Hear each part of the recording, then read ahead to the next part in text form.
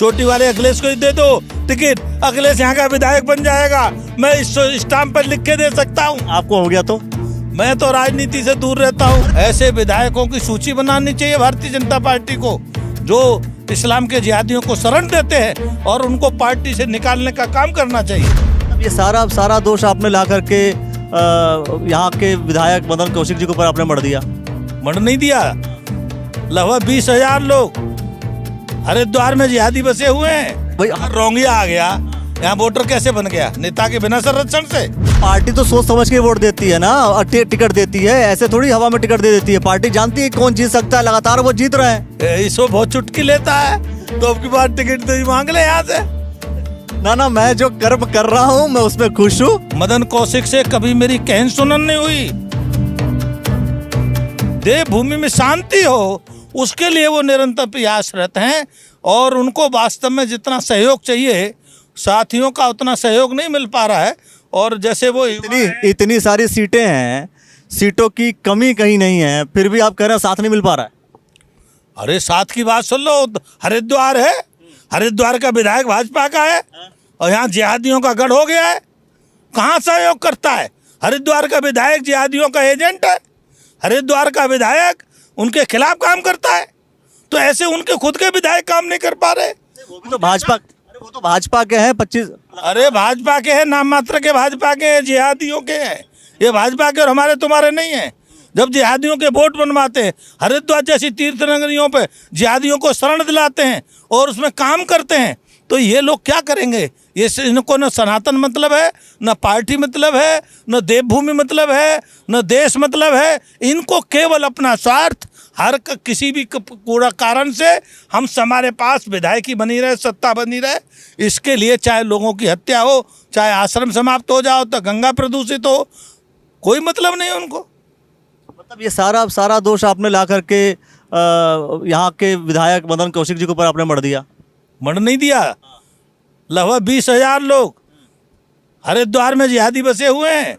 बसना तो अलग है, बसता वो तो पहाड़ों में भी है, कई जगह पे लोग हैं। और बसने का कारण कोई ऐसा नहीं है कि यहाँ तीर्थ के लिए वो आए हैं, ये योजनाबद्ध तरीके आए हैं, यहाँ पर हिंदुओं के साथ दुर्व्यवहार करने के लिए आए। तो गलती से विधायक की क्या है? मतलब अगर वो योजनाबद्ध तरीके से आए हैं तो वो योजना तो वो अपने तरीके से बना करके आए हैं। मैं आपसे पूछता हूँ, और कोई जो नहीं भाई, रोंगिया आ गया, यहाँ वोटर कैसे बन गया? नेता के बिना संरक्षण से।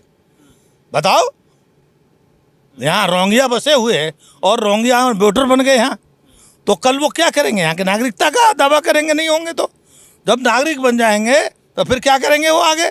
आप वहाँ से रोंगिया भगाए क्यों गए? वहाँ हिंदुओं को मार करके भून कर खा रहे थे, रोंगियों को वहाँ से इसलिए भगाया गया म्यांमार से। महोदय, ये ऐसे नहीं आए कि हम मानवता बख्शे के लिए नहीं आए।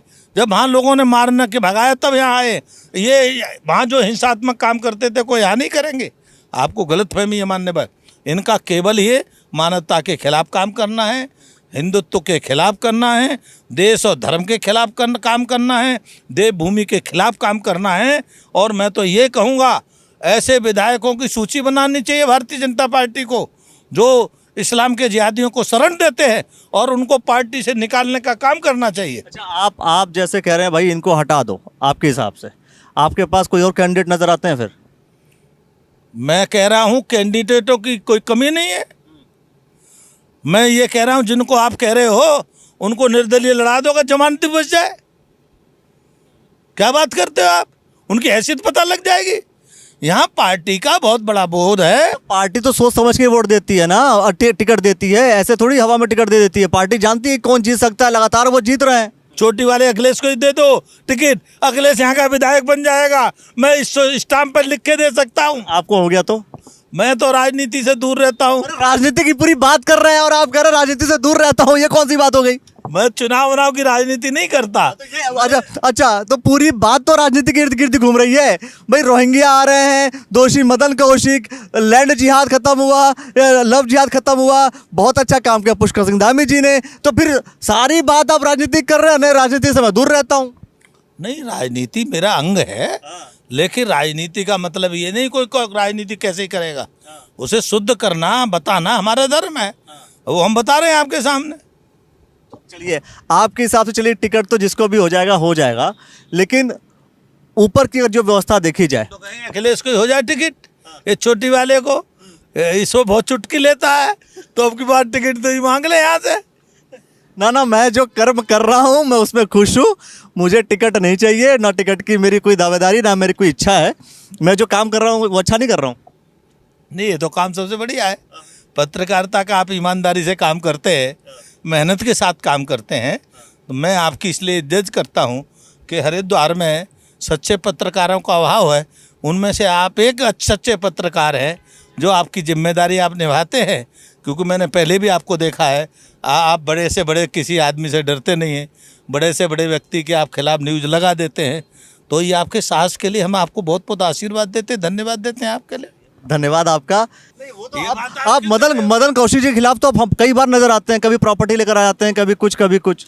जब माफियागिरी करेंगे तो मेरा धर्म है कहना कि माफियागिरी छोड़ दें। मैं क्यों कहूँगा, मेरा मदन कौशिक से को कभी हॉट टाक भी नहीं हुई है, मैं आपको बता दूं।